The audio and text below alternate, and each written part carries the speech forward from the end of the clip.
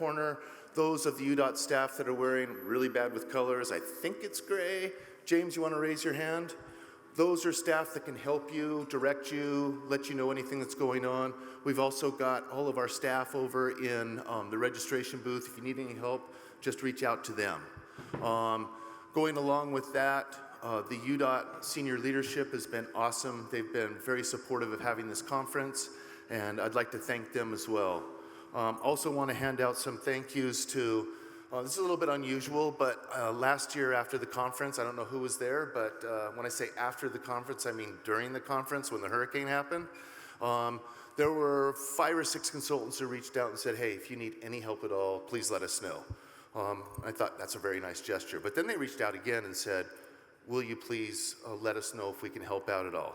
So I hope I get everyone right here that helped out, but Colby Christensen, Becky Jelm, Nicole Williams, Daniel Jensen, and Matt's not a volunteer, but Matt has been a huge part of this conference as well. Thank you, Matt. If you guys want to stand up, that would be great. Becky, Nicole, Colby, Daniel, maybe they're not here. I saw some of them last night pretty late, so. So with that, let me thank the other part about this conference. Yeah. The other part about this conference is we could not put this on without our sponsors. We just absolutely cannot do that. And we're very grateful that they have come, very grateful they've been supportive over the years. And so I'm going to read off our sponsors. Our premium sponsors in alphabetical order are Autodesk, Bentley Systems, and Esri. Thank you guys very much. We really appreciate you. Our diamond sponsors, in no particular order, are Michael Baker International, HDR, GNext Labs, Whisper Systems, Topcon, Transsoft Solutions, Horrocks, Symmetry, and Trimble. Our platinum sponsor is Carlson Software. Our gold sponsors are Bluebeam, Skyfish, and HERE. Silver sponsors are EnvisionCAD, Modelo, HallHob, Propeller, USCAD, RSNH, and Phase One. Our educator and student program. This is one of the things that we love about IHEEP is having the students come and present, and Infotech is the sponsor for that. Our meeting signs are Datamate, lanyards are Carlson Software, and the Wi-Fi sponsor is Kimley Horn. So there's some other logistics we've got to talk about. Since we have our student program, and we had to cut off registration on September 1st, we had people that weren't registered, so we're over capacity.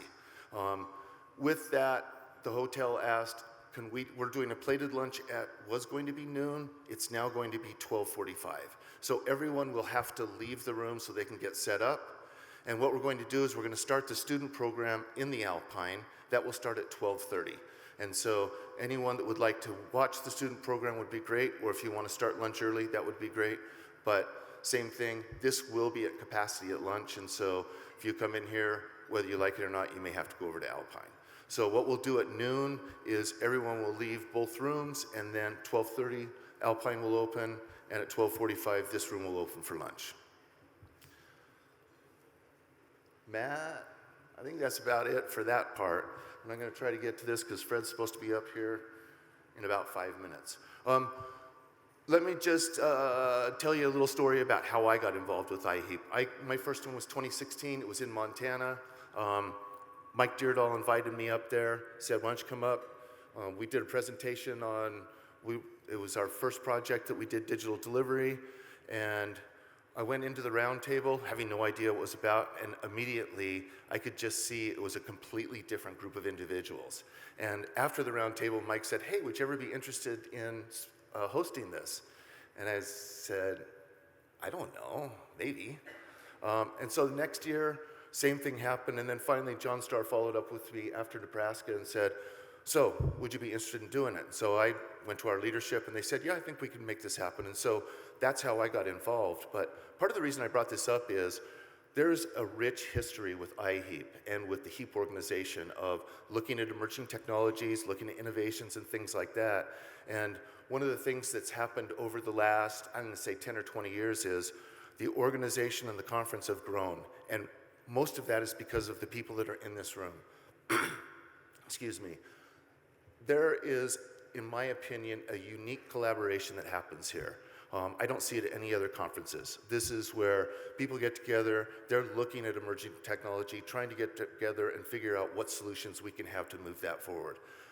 I think that that is an awesome thing, and the fact that that happens here every year is really, really cool. So really happy to see everyone out here.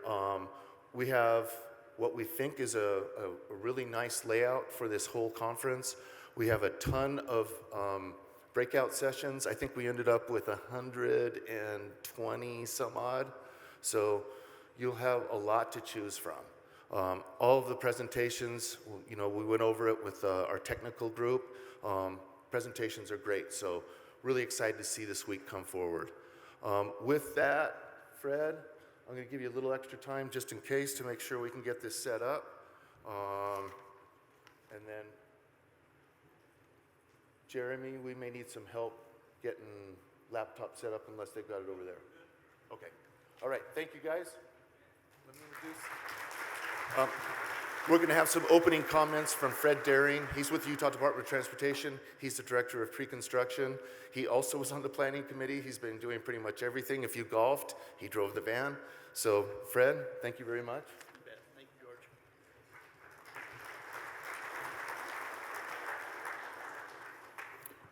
Well, welcome, everyone. This is an exciting time.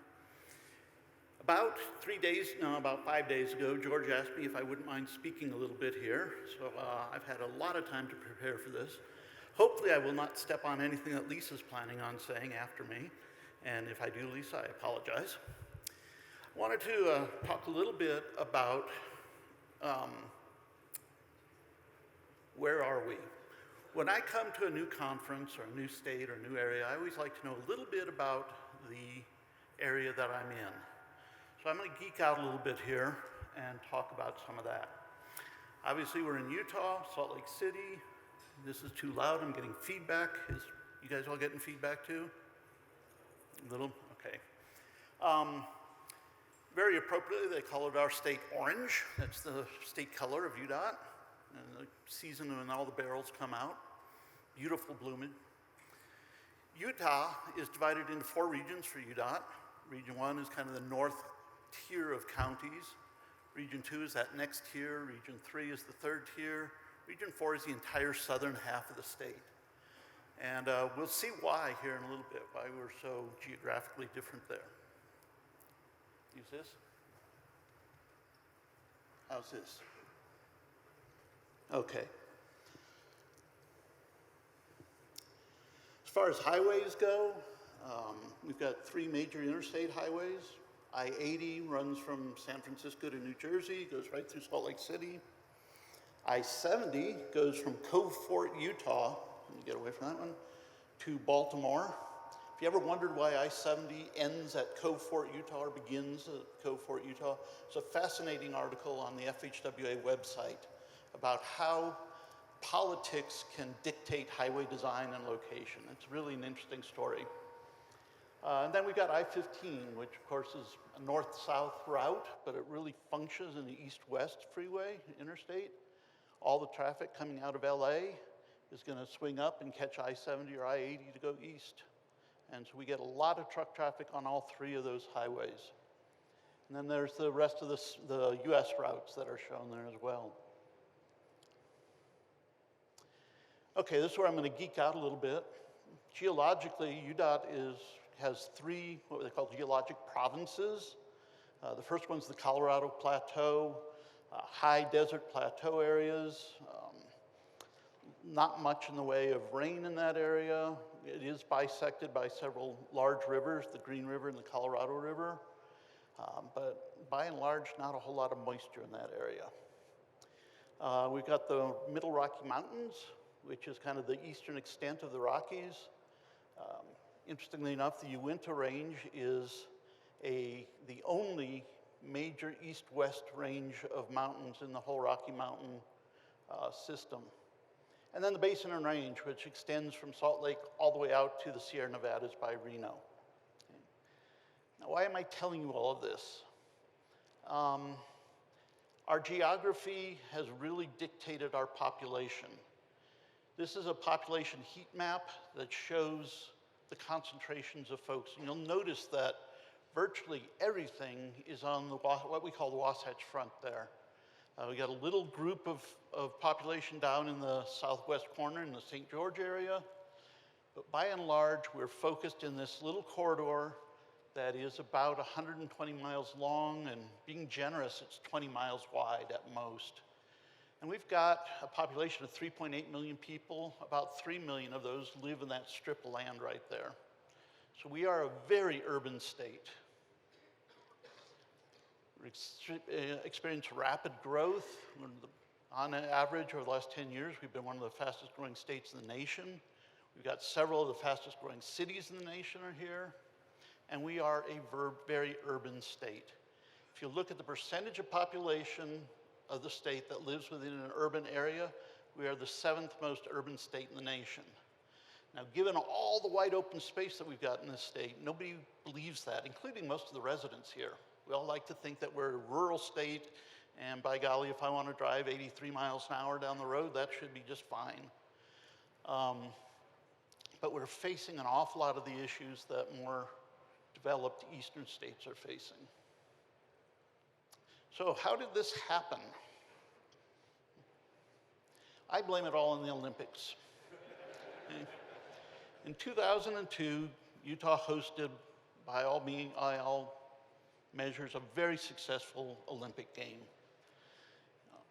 People all over the world were exposed to what Utah has to offer. We saw these great vistas of wide open spaces and incredibly fun snow sports. People saw what kind of magnificent scenery we had here in Utah and some of the geologic wonders that we've got. And people wanted to live here. They thought this was a great place to live. And I agree, it is a great place to live. Other things contributed to that. We had a real business-oriented state government, still do. They're very happy. They really want to grow business within Utah. Politically, we're very conservative.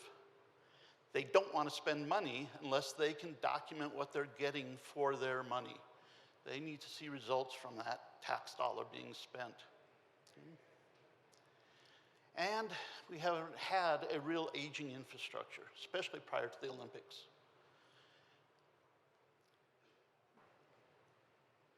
So in order to get ready for those Olympic Games, they actually helped us out quite a bit. They chose to trust that UDOT could deliver on a complete reconstruct of I-15 through the Salt Lake Valley. Okay? The biggest project by far that we had ever done.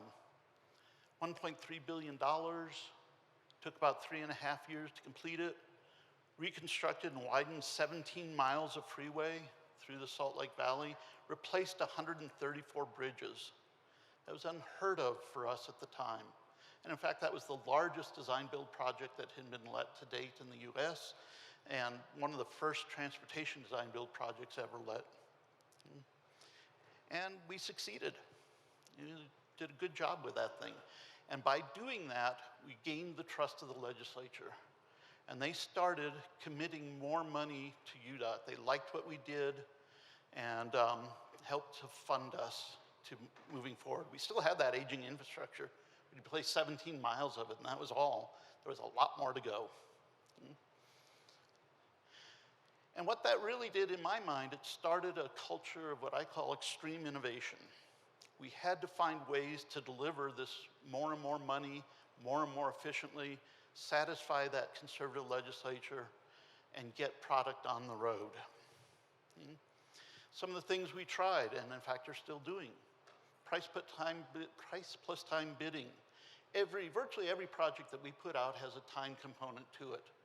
Okay? So contractors tell us how much they'll pay or how much they'll charge us to build the project, and they tell us how many days it will take to do that.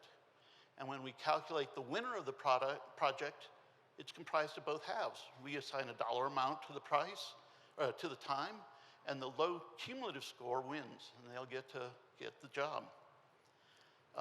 We've tried all kinds of new contracting methods. Of course, traditional design bid build. the design build that we started back in the 90s. CMGC. Our latest one is progressive design build, which is kind of a morphing of design build and CMGC. And quite frankly, we're leaning more towards that now. We're dipping our toes into IDIC, or indefinite delivery, indefinite cost. Anything that we can find to help us deliver these projects faster. New construction techniques, things to accelerate construction. I'll show you a couple of those in a moment here. And then why we're all here today, digital delivery, model as a legal document, and then data capture for asset management. These are all things that we've started over the past decade or so, trying to help us become a more efficient DOT. For Blaine's sake, I put in some of these other items: connected autonomous vehicles, vehicle to infrastructure, road user charges. We have one of the largest road user charges systems in the country, where we allow people who drive alternative fueled vehicles to pay by miles instead of a gas tax. Okay? Been doing that for quite a number of years now. Here's some of those innovative things we've tried. Moving bridges, accelerated bridge construction. Wouldn't it be great if we didn't have to close down a road to build a bridge? So instead, we build bridges off to the side, and over a weekend, we pick it up, move it into place, and set it down. Lately, we've been doing a lot of bridge slides. Instead of actually picking it up, we'll build it next to where it belongs and simply slide it over. We can get those replaced in a day, over a weekend. Geofoam. We build entire embankments out of styrofoam. Right? We have a real settlement issue here in the valley. And so we find that building lightweight fills really helps accelerate that. When they built the original I-15 project in the 60s, they built the embankments and let them sit for 3 years before they put a road on it. You can now just plow straight through that. And digital delivery. This is an example of the projects we built out on 5600 West, where the entire project was digitally delivered. We didn't have any plan sets for that project. So, what I call extreme innovation, new ways of trying to do things. Have we always been successful at it? No, of course not. I'd be lying if I told you everything we do works out great. Okay? But the key point I wanted to make here this morning was that if you want change, you have to protect your change leaders. Those people who are willing to step out and try something new, you've got to protect them. You cannot punish them if something goes wrong. If you do, that's going to be a death knell for a generation of people. They're not going to want to take any risks if they see people getting punished or even slapped on the wrist for trying something new and failing. Okay? If you take one thing away from all that I've blabbered on about, that's it right there. Protect your change leaders. So with that, I want to welcome you all. We've got a great 4 days planned for us here. If any of us can help you with anything, please be sure to let us know. And I would suggest you go out and learn something new that you can bring back to your own state or company. Thank you very much.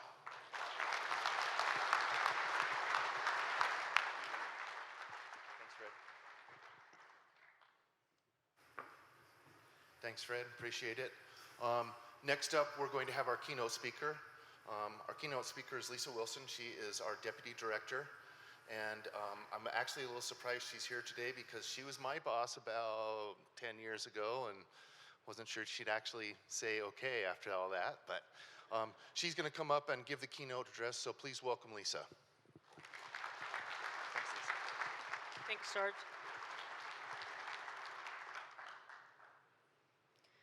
Good morning, everyone, and thanks for having me here.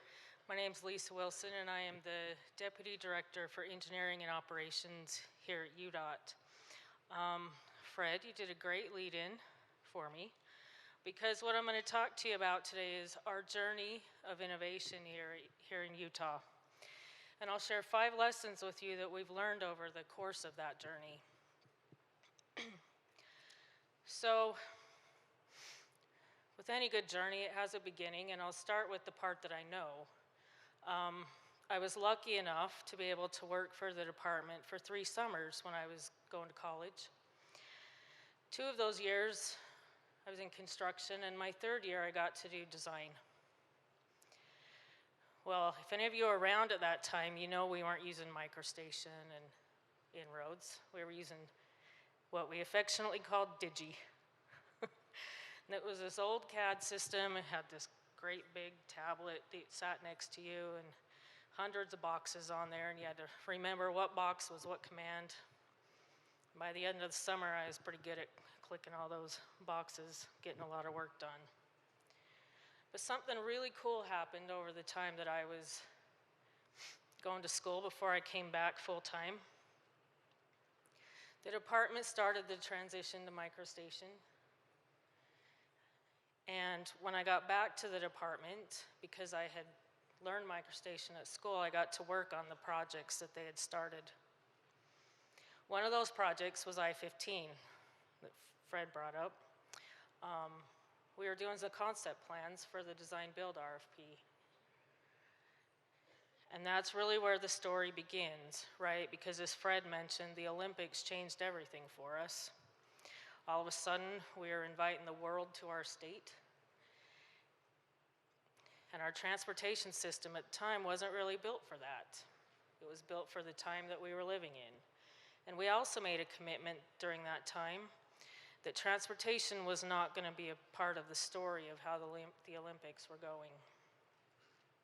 So in order to be ready, we needed to make a number of improvements to our interstates and surface streets. All of us had a ton of projects. We were rebuilding north-south routes all over the valley, restriping, but the largest one was I-15. Our legislature was pretty hesitant at the time to appropriate that much money, so they agreed to do it on one condition, that we would be required to report on our innovations and efficiencies that we were using to demonstrate money. In fact, we actually had to show that we were saving at least $6 million on the project. And we still make that report today. Also, as Fred mentioned, we had to look for a different way to deliver this. Our original schedule for the project was 10 years for construction. Obviously, that wasn't going to be acceptable. The Olympics were before that. So our governor challenged our leadership at the time to get it done in 2 or 3. He didn't ask if it was possible, he just made the statement and expected it to happen. So this is the first lesson that we all learned with innovation. And you probably all know this from your own experience, that when you face a challenge that seems impossible, but failure isn't an option, you have to start getting really creative. And that's what we did. And this is really the beginning of UDOT's culture of innovation, the thing that we pride ourselves on and remains central to our identity. This series of events led us to look at how we could move the needle in every facet of our business. The first one was speed. We had to deliver faster than we'd ever done before. This meant design bid build wouldn't work, so we implemented the first design build mega project on a highway. The second thing we considered was operations. We knew that adding capacity simply wasn't going to be enough, especially for the long term. We needed to optimize operations and specifically get stronger with our event traffic control plans and better synchronize our signals. That set us on a path to get all of UDOT's signals connected to one central system. In fact, today we have 99% of all signals in the state, regardless of who owns them, connected to this system so we can control them from our traffic operations center. During that time, we stood up the Traffic Operations Center, and it's even a more vital part of our operation today. The other thing we did at the time was we started installing fiber along all of our highways to connect all of those. We didn't fully anticipate the degree this choice would have paid off today, but it has, and you'll hear a little bit about some of the benefits of that from Blaine here in a few minutes on our panel. This leads us to the second lesson. And the second lesson is that the infrastructure we build, both hard and soft, lasts a long time, likely decades. So we need to consider future needs in what we're building today. We need to find the balance between the educated risks and confidence in the tried and true. Also around the time of the Olympics, we started a campaign called TravelWise. This was to encourage people to time their trips at off-peak, take transit, and carpool. We recognized the need to lower the number of single-occupant vehicle trips that were being taken. And speaking of transit, we knew that bus and light rail operations were going to be key to the Olympic success as part of the visitor experience. So we collaborated with transportation partners on routes and timing to help that be a success. As in the case with all the innovations that I've mentioned and that Fred mentioned, this takes a lot of people, and we don't come up with these on our own. So the third lesson is to partner and learn from others. We didn't invent all these innovations. We repurposed ideas from our peer states. We learned from transportation agencies all over the world, and we repurposed many things from other industries. And through the process, we built relationships of partnering and knowledge sharing, like you guys are going to be doing this week here at this conference. Now, during the Olympics, we didn't exactly meet the goal to not be part of this story, but I would have to say it was successful because the one story that did run was a headline identifying transportation as a surprise success of the Games. Now we carried that momentum forward and leveraged everything we had put in place. We continued the research, development, looking for ideas across the country and the world to implement here in Utah. We built diverging diamond interchanges, continuous flow interchanges, through turns. We implemented several accelerated bridge construction techniques. I think during the time that some of us old-timers were here, we look back and think that that was sort of the golden age of innovation at UDOT. And after that time, it sort of felt to a lot of our employees that we'd sort of stopped, that we'd stopped trying new things, but they weren't big and flashy and in your face. But what was really going on is there were parts of our organization that were sort of working behind the scenes, planting the seeds for the things that are actually being done today. And you're going to hear about some of those things from our panelists a little bit later. But this brings me to the fourth lesson, that just because you can't see it doesn't mean innovation and change aren't happening. During the time when we were developing new ideas, people didn't see the implementation, so they assumed we weren't doing anything. Even though we didn't see it every day, our entire industry was growing from the seeds that were being planted at that time. In a few minutes, we're going to have a conversation about electrification, advanced and urban air mobility, and connected and autonomous technologies. And now there's no question that we're in the new age of innovation. The panel you're going to hear from today represents many of those innovations, and I chose this group specifically because they're working on some of the coolest evolutions in transportation today. But before we get to that, I want to share a couple more thoughts on what's going on here in Utah. And while we're changing our practices, while we're building things differently, we're doing things faster and looking for better ways to do things, we're also changing the way we think. It's a complete paradigm shift in the way we work, and it's the fundamental principle that's driving the way we do our business, and that's the recognition that we need to provide all users the opportunity to travel when they want, where they want, and how they want, and to be able to do it safely. And that's the fifth lesson we have here for you today. We are changing our philosophy of what transportation is, and we're changing how we approach, how we design, and interact the transportation system, both at an individual level and in a system as a whole. And we're also changing the way we think about what the nature of our work is. At UDOT, we use the term all users, and it focuses on people. Now, pavement and bridges are cool. We do a lot of it, and we're really good at it. But the real reason we're here is to improve the quality of life for the people that we serve. We make life-changing connections for people to jobs, schools, and to growth opportunities for each of them. Now, there's no formula for all users. You're not going to open a manual and see some standards on how to do it and how to design your projects. But that's the fun part of doing these projects, is you get to find creative solutions to specific problems that communities have. All users is a mindset that should permeate everything we do and plan. It's an approach that asks, who are the users in this area? Where are they going? How are they getting there? Who's missing? Who's not represented in the system and might be if we did something different? And how might we make it safer for them to have choices? This is UDOT's approach to expanding opportunity for all. It's our commitment to delivering mobility statewide. It includes thinking about all technologies and modes. So as you hear some of the incredible things that are happening in the realm of innovation, and as you listen and learn at this conference, I ask you to come back to this question. How can I use this to improve quality of life for the people I serve? And with that, I'm going to bring up our panelists, and I'm going to start with a question right along those lines as we get going.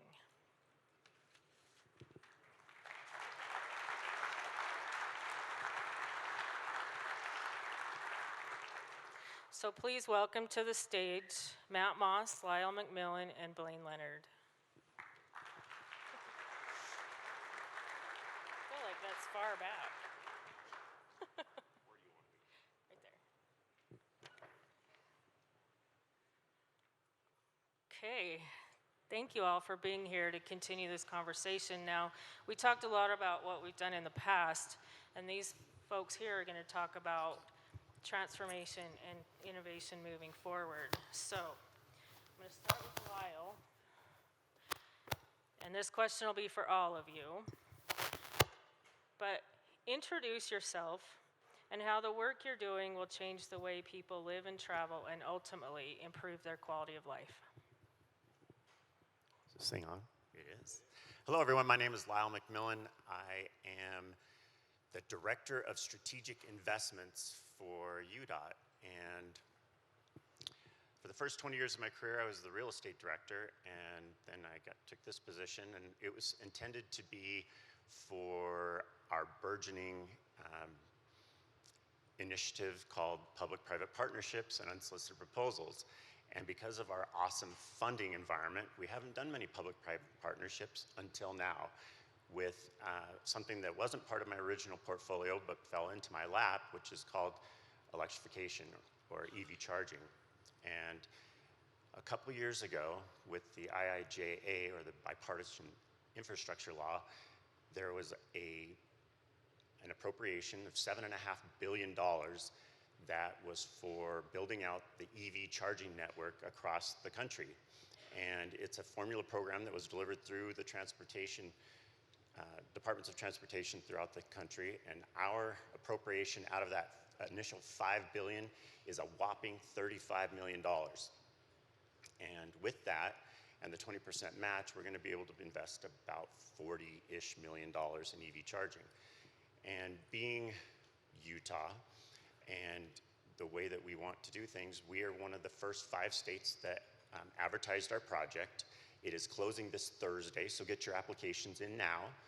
And the first initial phase is to get EV chargers every 50 miles along our interstates and between Spanish Fork and Green River on US 6, and then from the junction of I-70 down 190 through Moab down to the Colorado border. And so we've identified 15 sites, and we are choosing to do public-private partnerships. So UDOT will not own any of these sites. The private partner will bring the land and the 20% match, and then we will facilitate the federal 80% share up to $600,000. And we hope to get 15 sites built out by the end of next year, so that we can move on to phase 2 and start getting EV charging sites off of the interstate and help people get to our awesome state and national parks and scenic byways and lakes that people come from all over the world to see.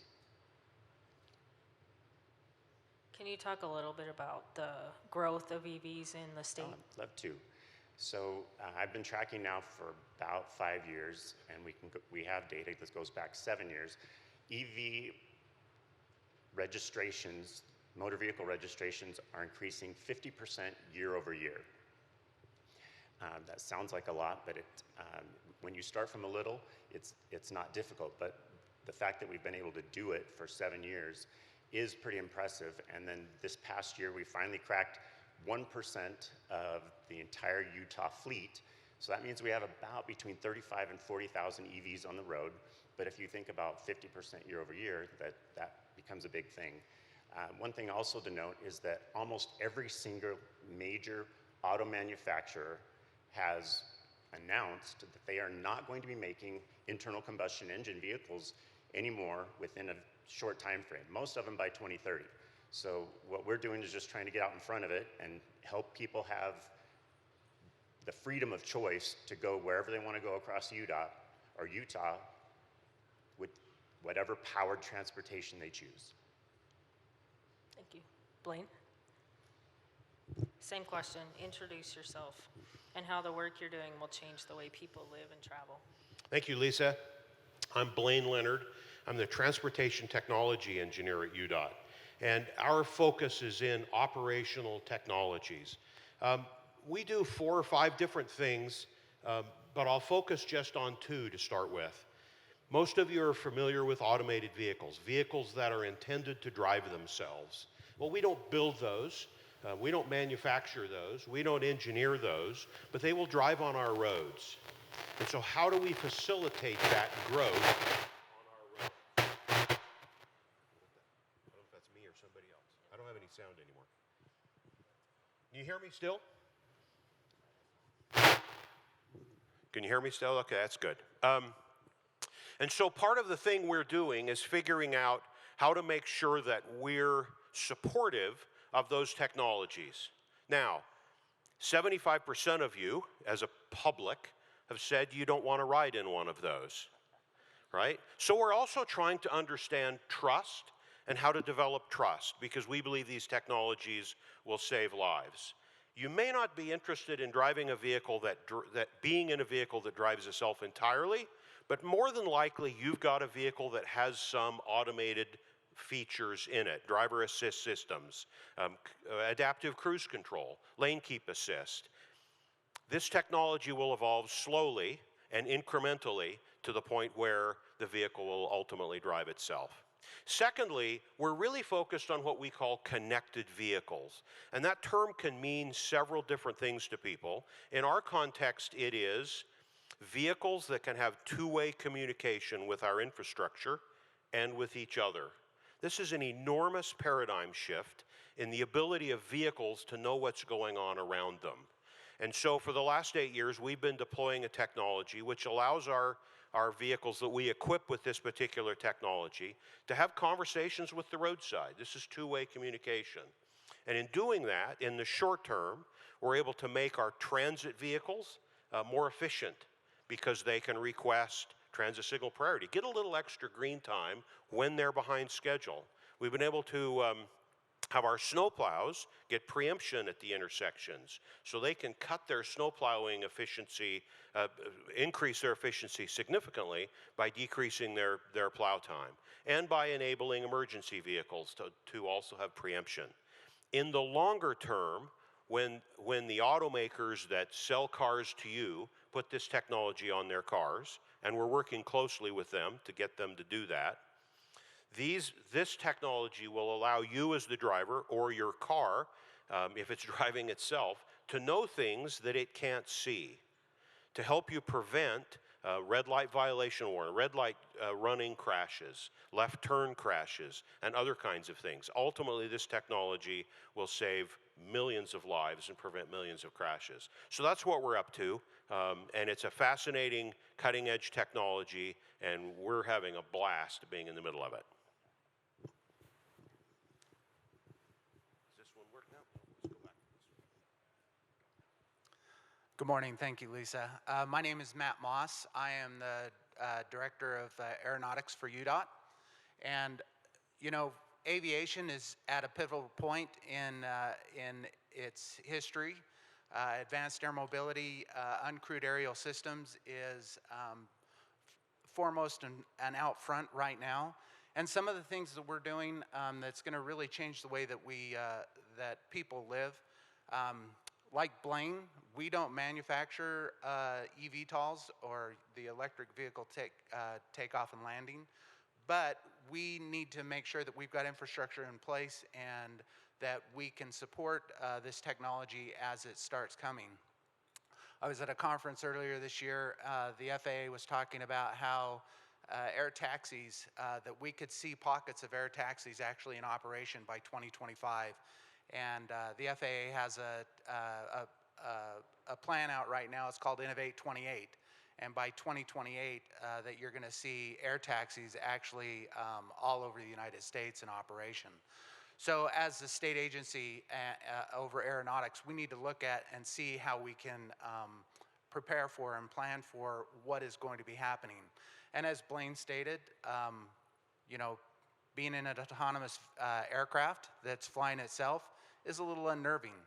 But most of these aircraft that you fly in today have the capability of flying themselves.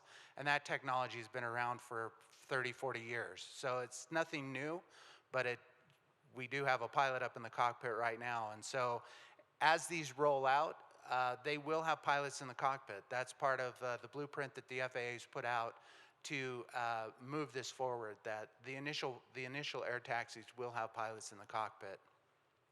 But we are doing a study right now looking at existing infrastructure as far as you know, track stations, existing parking garages, park and rides, and how we can innovate vertiports for these eVTOL aircraft to land and take off. There's a big concern about the electrification part of it as well, and how we get electricity that will support these vehicles. You know, some of the other things that we're working on as well is we, as a state aeronautics, we actually use uncrewed aerial systems to do pavement inspections at our airports. And that's something that saves a lot of time. You know, generally it takes a full day to do a full inspection, and we can do that in about an hour now. So there's a lot of technology that's out there. We're looking to support it. We've got some working groups that we're putting together. We've got some additional studies that we're doing, again, to prepare for this technology that's coming down the pipe.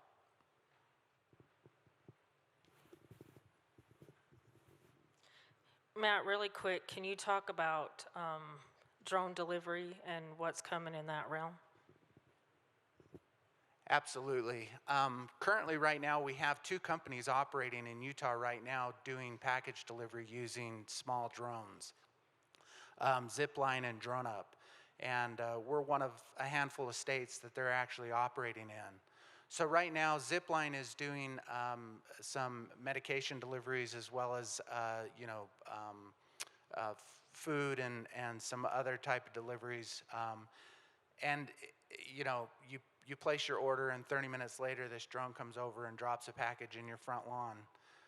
DroneUp is doing deliveries for Walmart at this time. And again, 30 minutes, I think it's a $3 fee to have this delivered to you. That's only going to expand. Zipline just got approval from the FAA to go beyond visual line of sight, or BV loss, which is going to allow them to expand their delivery area. They've done a great job in the areas. They're in Harriman and Linden, of engaging the community, talking about their operation, what it is, what it's not, and they've been very well received in those communities. There's a lot of misconceptions about drone delivery and what it is. People are concerned, are they spying on me?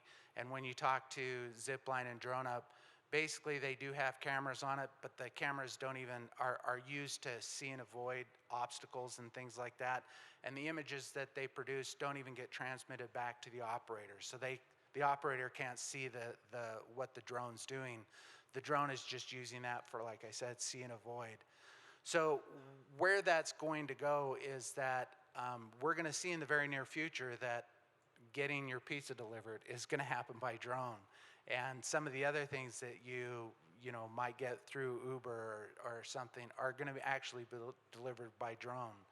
Drones are very quiet. They're not intrusive. The examples that I've seen, you really don't even know that it's there. They're so quiet, and the delivery is very precise.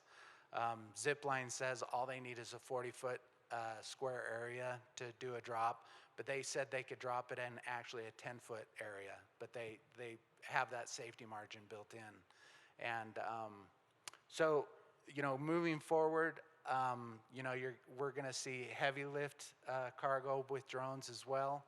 But, and then the other thing that I would add is that a medical first responder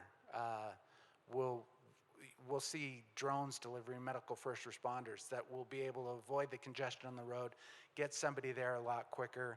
We're working with a company right now. We have an MOU with Jump Arrow, and they're looking to do that for rural areas because of the critical nature that if somebody's having a heart attack, it takes so long to get a first responder there that we're going to be able to deliver them by drone and cut the response time down considerably and save a lot of lives that way. Thanks, Matt. So you all probably didn't know that you're making my dream come true of one day having my very own Jetson car that's electric, that is connected to the system. And that's probably not a reality, but I can dream it. But what are some things people don't understand about the innovations and technologies you're working on?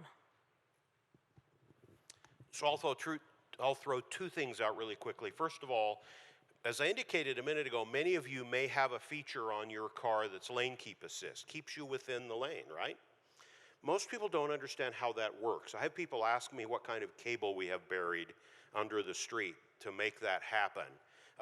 The vehicle is seeing the paint lines, the striping on the highway with a forward-facing camera.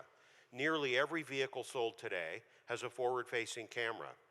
And using a series of algorithms and intelligence, it can recognize the paint stripes. Why is that important to us? Well, the paint stripes have to be good.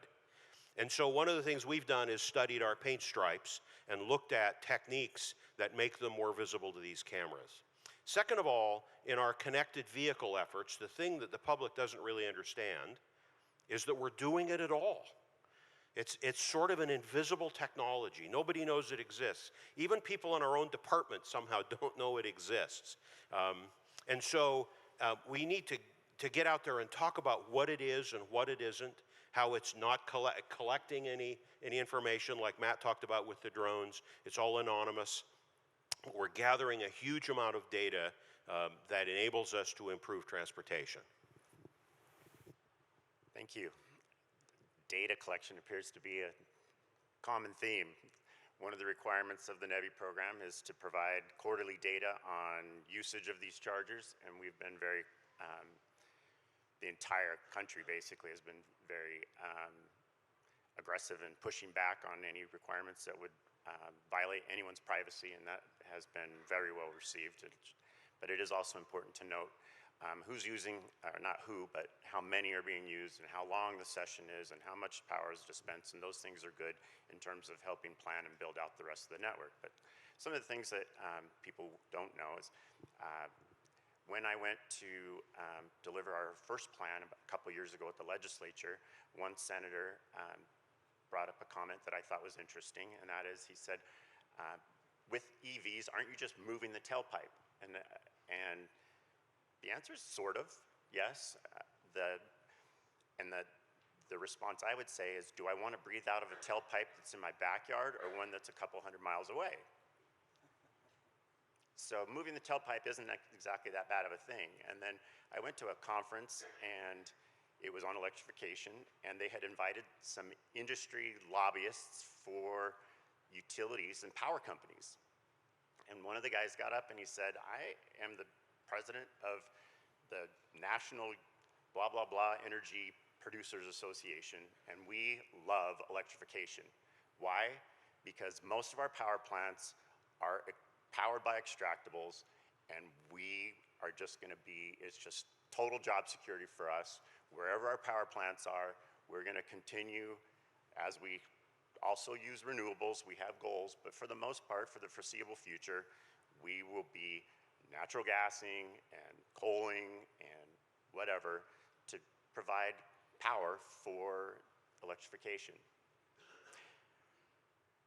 I was at a UTA event on transportation a couple weeks ago, and another representative held up his hand and said, why are you guys providing support for electrification, for EV charging? It's not fair to the gas industry. So I did a quick Google. That $5 million or $7.5 million represents 1/40th of the annual subsidy to the gas industry. So it's not even a close fight. It's not even close. And then the last thing I want to tell you is that as we have been trying to figure out how to get these sites in all across the state, Fred put up a map and showed we have 8 out of every 10 people who live in Utah live here in the Salt Lake Valley. 8 out of every 10 people, which makes us one of the top 10 most urban areas in the entire country, which also means that we have a heck of a lot of rural part outside of the Wasatch Front. And our pioneer forefathers, they did a lot of things that were very, had a lot of foresight in terms of making sure we had wide roads and things like that. What they didn't do is plan for power capacity for these monsters that we have to build to get ready for people to be able to use EVs all over the state. And so that's one of the things that we're trying to figure out is how do we get the power capacity to these sites? And that's going to be one of our biggest challenges. I would say, this isn't a fad. Electrification of aircraft, of road vehicles, it's, this is the natural evolution of transportation. And a lot of the things that are happening today were science fiction 100 years ago, and people were talking about, wouldn't it be cool if this, we could do this? And it's happening today. It's not a fad. It is here to stay. And I would say, Lisa, having your own flyable car, it's in the near future. Once we get the air taxis and everything up and going and integrated in the national airspace, I think that is the next evolution. And there are companies out there that are building those. So there was one other thought that I was going to bring up as well. Oh, as far as the way we're propelling aircraft these days. Sustainable aviation fuel is a biofuel that jet aircraft use. And it's more than likely that if you've flown on a jet aircraft in the last 12 to 18 months, you've been flying on an aircraft that has been fueled with biofuel or sustainable aviation fuel. Piston-driven aircraft have always been fueled by a leaded fuel. And it's been a low lead fuel for many years, but there's still been lead in it. Just recently, an unleaded fuel was approved by the FAA. And so we've got unleaded fuel that's now going to be going into piston-driven aircraft. And we actually have one of our university flight programs, Utah Valley University. My understanding is they've switched all their aircraft over to the unleaded fuel. So, and in addition to that, hydrogen fuel is being tested, and then as we've talked about, the electrification not only of eVTOL, but electrification of traditional aircraft as well. So we've got a company in Logan that is experimenting with electric-driven traditional aircraft that could be used for training. And what you're going to be seeing, we've seen hybrid vehicles on the road for years, but what you're going to be seeing is that there are going to be hybrid aircraft flying as well that are going to be powered by 2 different types of fuels, which is going to extend the range of those aircraft quite a bit.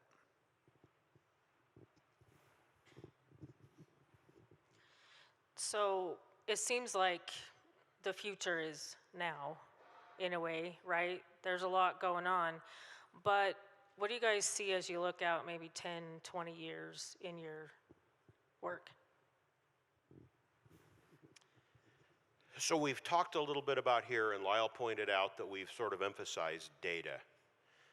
You are all working on digital delivery of construction projects. We're now working on digital delivery of operations. So we never imagined 10 years ago that we would have so much transportation-related data, and that we would find that data external to ourselves, data that we don't generate, data that we sometimes buy. This data is an enormous tool for us, but we don't really need data. We need information. We need actionable information. And so what we're going to see over the next decade or two is the use of various tools, including artificial intelligence, to take that data and parse it and turn it into information. When I say we have enormous amounts of data, I talked a few minutes ago about our connected vehicles and how they're broadcasting information back and forth between the car and the infrastructure. In Utah County, just south of us here, we have 200 roadside intersections that are equipped with this equipment, and about 250 vehicles that have this equipment on board. We have 1.5 billion pieces of data that we've collected since the first of the year. So it's an enormous amount of data, and this is just one little part of what we have.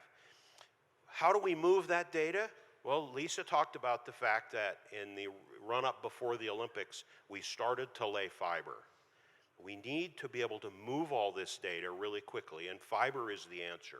As you design projects, if you're not putting fiber into your projects, you're making a mistake, and you're positioning yourselves to be in the past, not in the future. During a construction project, fiber installation is actually relatively inexpensive, and it facilitates so many things in the future. Navigation systems for aircraft, data coming from our electrification. Lyle talked about the fact that we're putting these chargers in some very remote places where we don't have power, but we have fiber there because UDOT had the vision 25 years ago to say we're going to put fiber everywhere. With a couple of small exceptions, the interstate corridors that we have that cross the state, generally border to border, that Fred talked about, are all fibered. There's fiber along those, including in very rural areas. So that's really important. Getting to my last point, however, the reason I do this, the reason I'm passionate about what I do, isn't about some of these efficiencies. It's about saving lives.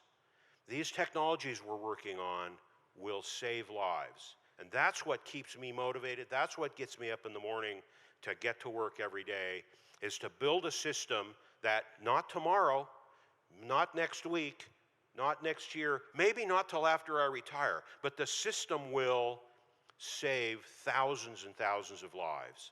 And that's what motivates me, and that's what I see in the future, is the ability to take 40,000 lives lost every year on our nation's highways and not drop that a little bit, drop it considerably. I believe we'll only get to 0 fatalities with some of these technologies, and that's what's driving us. Thank you. In 10 years, I will be out of a job. UDOT is a reluctant leader in the field of electrification with regards to EV charging. We recognize that there's kind of an impasse where the private sector was saying there aren't enough EVs to make utilization, so that it pencils for us to invest these hundreds of thousands of dollars, especially in rural parts where there aren't as many people to get utilization, and there weren't enough EVs yet. And so this program is intended to help prime that pump, so to speak, and bring federal money to private investors and get those charges out there so that people feel free to choose, if they so want to get an electric vehicle. Another thing that's happening is that the batteries that most EVs have are very big and very heavy, and so there are alternate technologies. In China, they actually have smaller batteries, and when you go to recharge at a station, you go in and a robot takes out your depleted battery and puts in a new one, a lot like we do with our TV remotes and the like. And so that is one thing that is a possibility in the future. And then another thing, at Utah State University, there's a world-leading research center there that is looking at electrifying the very roads that we drive on. And it could be that there will be an inductive charger on the bottom of our cars, and the electricity to power those cars is in the road, and like every 100 yards or so, you get a boost to get you to the next 100 yards. And that way we don't have to have all these big batteries and the chemicals and the environmental impacts, and we just build roads so that people can travel on them, and wherever there's a road, you're gonna have charge to be able to move along. So that's something that is also a possibility in 10 years when I no longer have a job. So 10, 15 years, it's not going to be the Jetsons. I don't know that we'll ever get to a point where we don't need our roads and vehicles.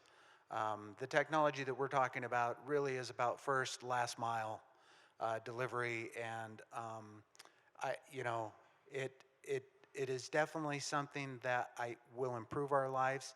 As Blaine pointed out, it will save lives just because of the technology that's involved, and what our first responders and stuff are going to be able to respond using this technology. It will save lives, and so I see that coming. I see it as an integration into our existing transportation structure. It's not designed, I think, to replace it, but just to accent it and to help out. It's not going to be a cure for traffic jams, but it will help to manage and help that the transportation system. So it's an exciting time. All the technologies that we've talked about here today is just really exciting, and just imagine being able to jump into an air taxi to go to the airport to get on a flight, not having to drive, not having to worry about parking, but 20 minutes from just about any one of the three large counties, populated counties here in Utah. They'll be able to jump on an air taxi and within 20 minutes be to the airport, step out of the air taxi and right into TSA checkpoint. What a convenience that would be, and reducing the headache of actually traveling. So.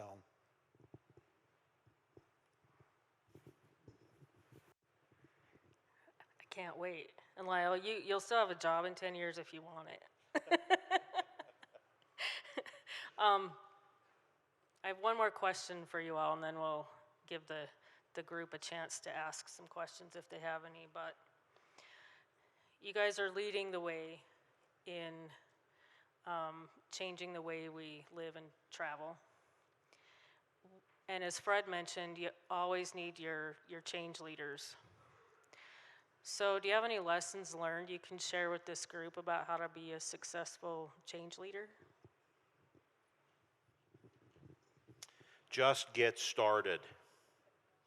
I think we have a tendency, especially in government agencies, to sort of overthink and overplan and worry about making a mistake and spending a little too much time working out all the bugs and crossing the T's and dotting the I's.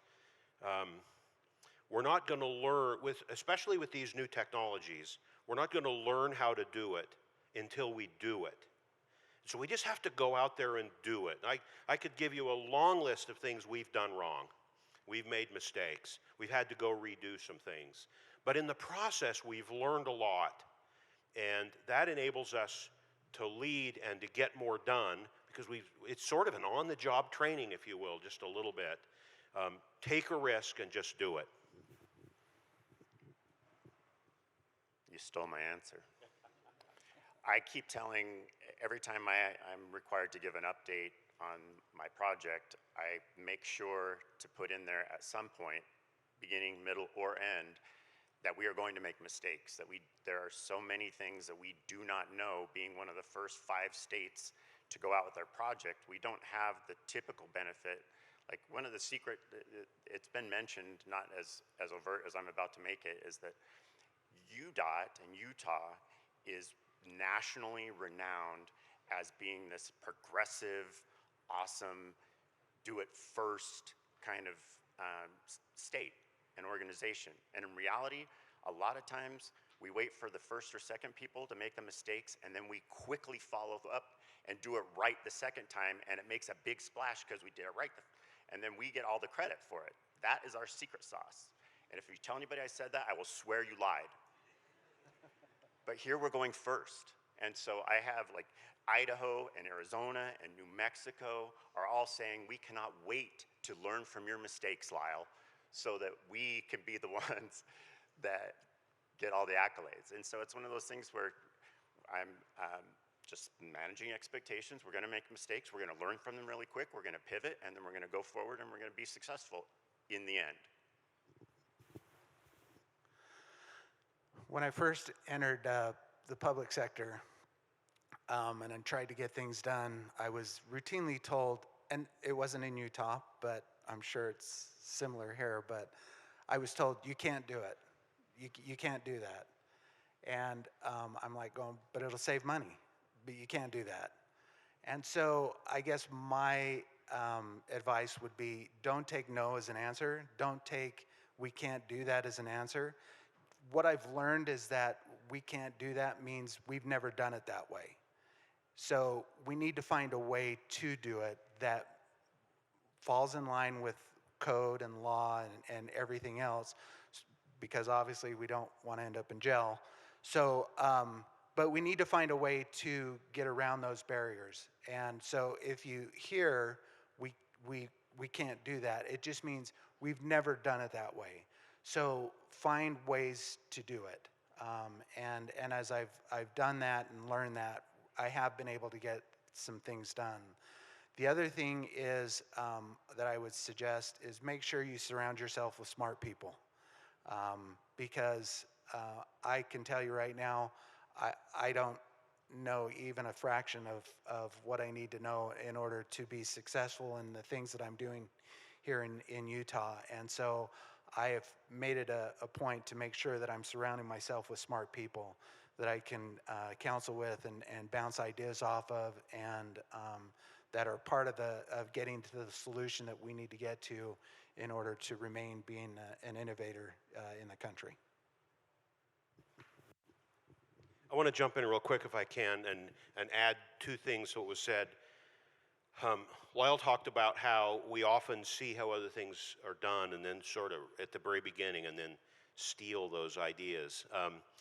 In the first years that I was deploying connected vehicle technology, I didn't make this stuff up. I didn't invent this stuff. I networked, like you're doing here today, with some colleagues who were interested in the same topic around the country. And I learned from colleagues in New York, California, Arizona, and Michigan who were ahead of us in some very experimental processes.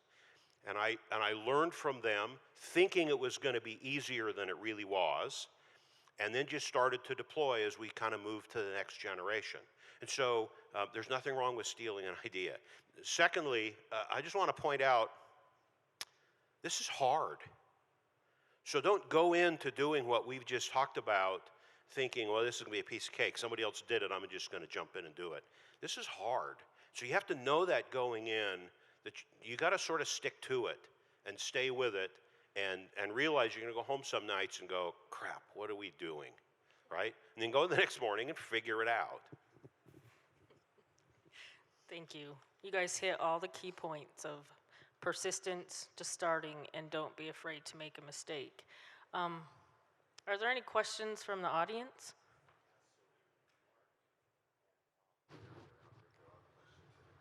Okay, there's mics out there if anyone has questions for the group.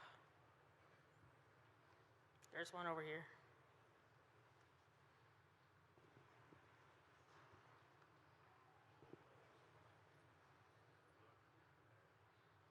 Hello? Oh, there it goes. Excellent discussion, appreciate that. I actually really appreciate the idea about improving the quality of life and that being our focus. That's a good recentering for a heavy technology-oriented group. What I wanted to say is I'm David Unkfer, I'm with Federal Highways, and one quick comment is I think if we have found that if you look internationally, you may find, especially in this arena, some countries that are leading and that we might draw from them, and I think that's already happening, but I'll just mention it. But my real question is, how does Utah triage innovation? Because there's there's so many ideas, but you have to get to the essence of the ones that have the most opportunity for success. So I'm just curious how you do that. Want to try that one? So I'm not sure this is the right answer, but this is my answer. I focus. So I know what I'm trying to achieve and how I'm trying to achieve it. And I sort of narrow my window to that. There are all kinds of techniques and products and technologies that are sort of related to what I do, but aren't really inside my focus. And people contact me and say, we want to show you this. And I look at it and I go, this is great, this is cool. It doesn't meet my focus, so thank you very much. And so I just try to narrow down the field a little bit by staying focused. Now here's the reason that might not be the right answer. I might be overlooking technologies that really could be transformative, but since I've got this focus, it's not in that focus and I'm maybe overlooking them. Some of those I hand off to somebody else and say, you look at this and figure out whether this really works for us in some arena. It doesn't necessarily work in my arena. There's only so many hours in a day, and I can't look at everything all the time and understand everything. And there's a huge amount of innovation out there. I try to focus.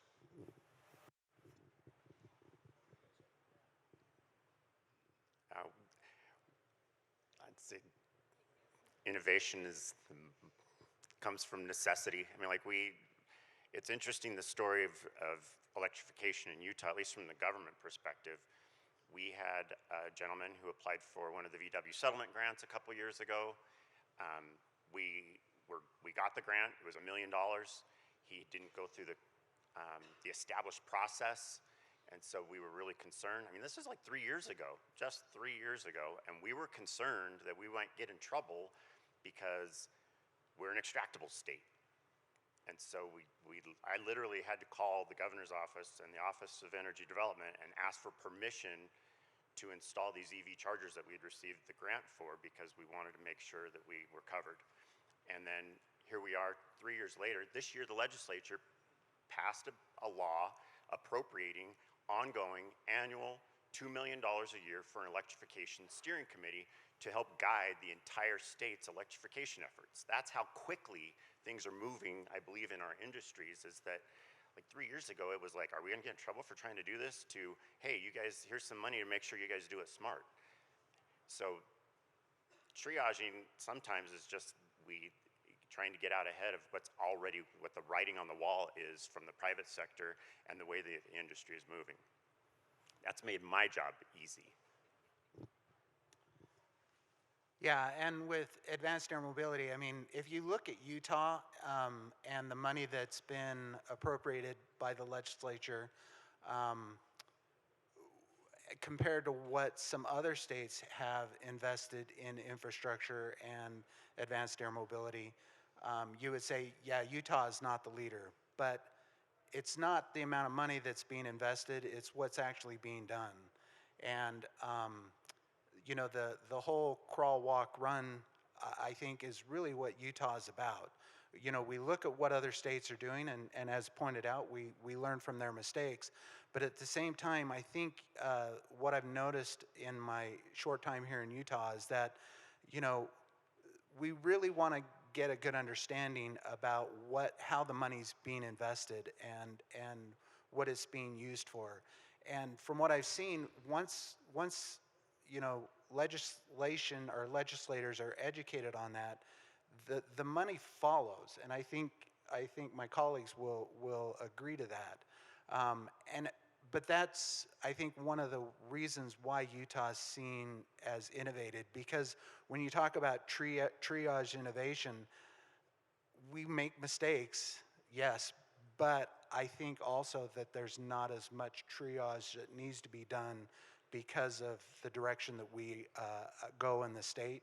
And so because we're learning from other states, and we're doing the necessary studies prior to the investment, so I would say maybe there's not as much triage that needs to be done.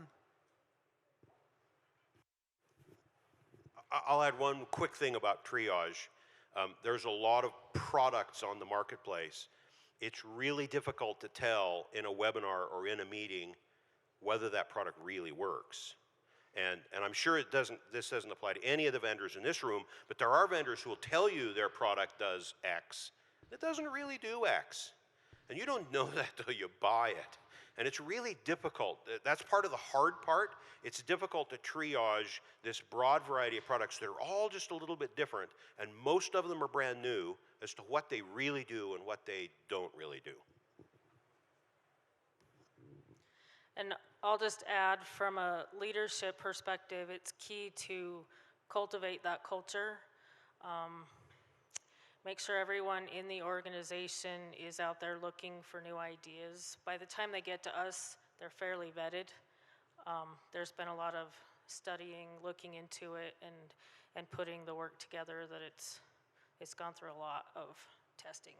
And like has been mentioned multiple times, make it okay to not succeed at something, right? People have to know that it's okay to fail, and we'll come back stronger next time. Any other questions?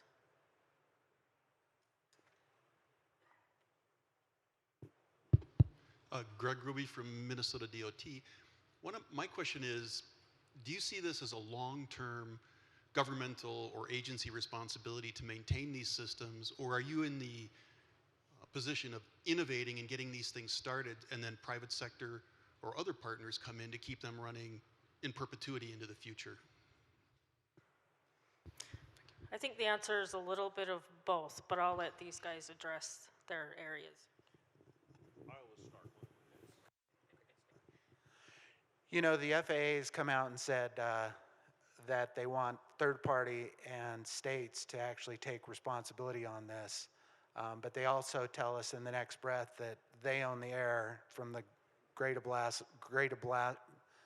of grass on up. So I think there's always going to be a private-public partnership, especially as we're talking advanced air mobility and infrastructure that's going on out there. I think that's how it's going to have to be successful. Based on what I'm hearing from the FAA today, that could change, though.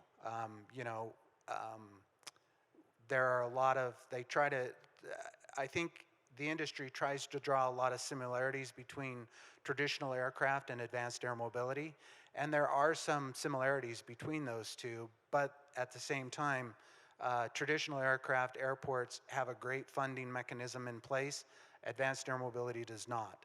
So we know that there's going to be infrastructure that needs to be put in place. That's one of the studies that we're looking at right now to make sure that we get the right infrastructure in place. But we are very new in this industry, and so.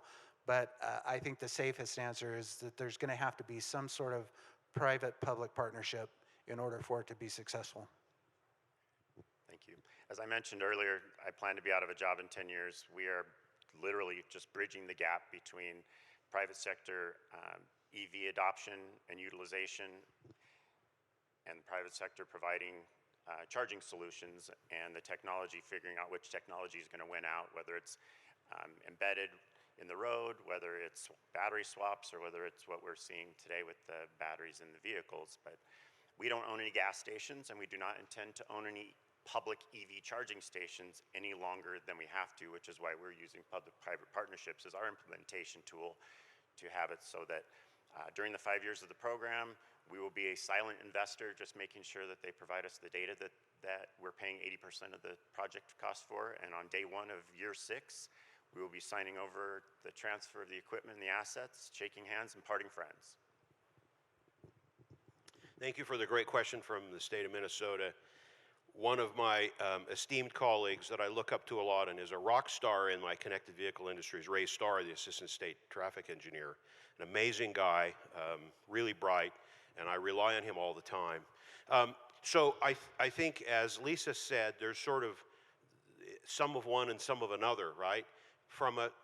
To the extent that pavement markings and roadside infrastructure and hardware supports automated vehicle operations, that's always going to be us. I don't think we're going to have somebody else, I could be wrong, I don't think we're going to have somebody else come in and maintain our pavement markings, right?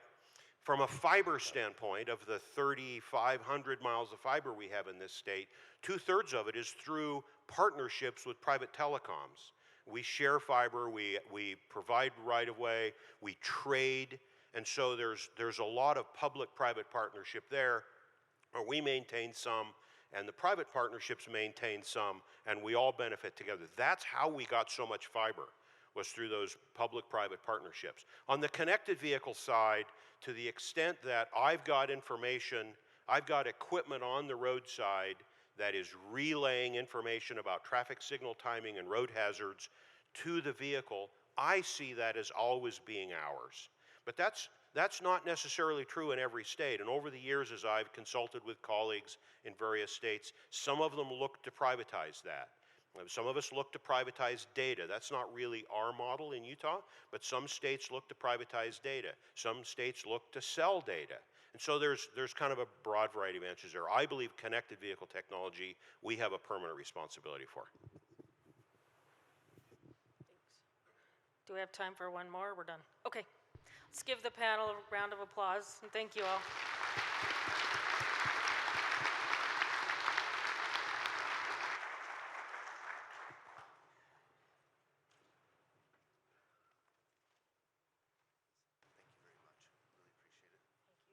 This.